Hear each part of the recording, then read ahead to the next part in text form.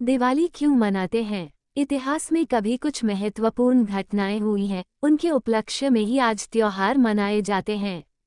हम क्रिसमस मनाते हैं क्योंकि उस दिन कुछ महत्वपूर्ण बात हुई थी। लोग ईद मनाते हैं क्योंकि भूतकाल में उसी दिन कुछ अच्छा हुआ था। इस प्रकार हम उत्सव मनाते हैं। हर त्योहार के पीछे कोई कहानी है या फिर उसका कोई ज्योतिषी महत्व है। जैसे करवा चौथ पूर्णिमा का चौथा दिन होता है, जिसमें महिलाएं पूरा दिन अपने पति के कल्याण के लिए व्रत करती हैं और फिर उसके बाद उत्सव मनाती हैं व अच्छा भोजन करती हैं। ये प्रथा है और इसके पीछे कुछ कहानियां हैं। दीपावली ज्ञान रूपी प्रकाश द्वारा अज्ञान रूपी अंधकार को समाप्त करने का उत्सव है। आइए दीपावली में सुदर्शन क्रिया का ज्ञान रूपी दीपक जलाएं और स्वास्थ्य, आनंद एवं समृद्धि पाएं।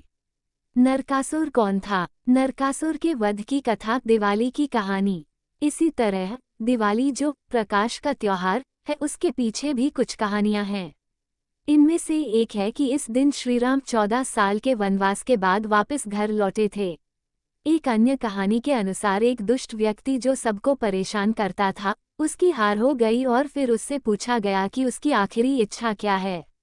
तब उसने बोला कि जिस दिन पृथ्वी पर उसका आखिरी दिन हो, उस दिन पृथ्वी का प्रत्येक व्यक्ति दिया जलाए और अज्ञान रूपी अंधकार को दूर करके उसकी मृत्यु का उत्सव मनाए। देखिए, ये कितनी अच्छी इच्छा है।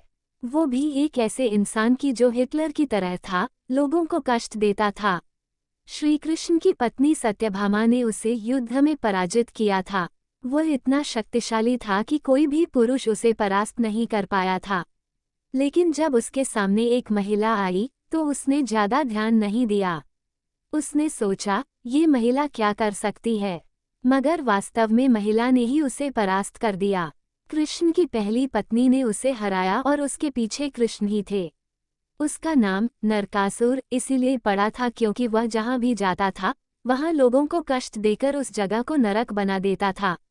इसीलिए मरते समय जब उससे पूछा गया कि अब तुम्हारी आखिरी इच्छा क्या है, तब उसने कहा, मेरी आखिरी इच्छा है कि मेरी मृत्यु सबके जीवन में प्रकाश लाए। तो फिर सभी लोगों ने दिए जलाए, जितने हो सके उतने अधिक दिए जलाए, जीवन का उत्सव मनाया। सभी कड़वाहट भूलकर जीवन को उल्लासित होकर मनाया और इसी तरह दिवाली का जन्म हुआ। इसी तरह बहुत सी कहानियां हैं। 14 वर्ष के वनवास के पश्चात भगवान राम के अयोध्या लौटने की खुशी में मनाई जाती है दिवाली।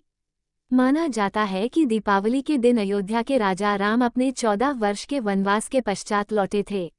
अयोध्या वासियों का हृदय अपने परम प्रिय राजा के आगमन से हर्षित हो उठा था।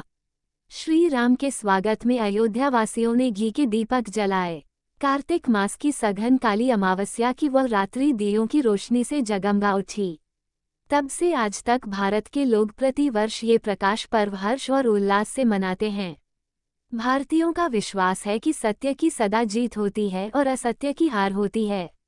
कार्तिक अमावस्या के दिन समुद्र मंथन से हुआ था मां लक्ष्मी का अवतरण, इसीलिए दिवाली में करते हैं मां लक्ष्मी का पूजन।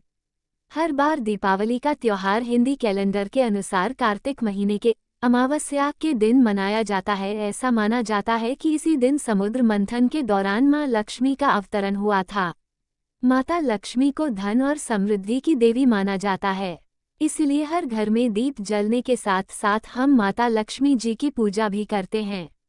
दीपावली ज्ञान रूपी प्रकाश द्वारा अज्ञान रूपी अंधकार को समाप्त करने का उत्सव है। आइए दीपावली में सुदर्शन क्रिया का ज्ञान रूपी दीपक जलाएं और स्वास्थ्य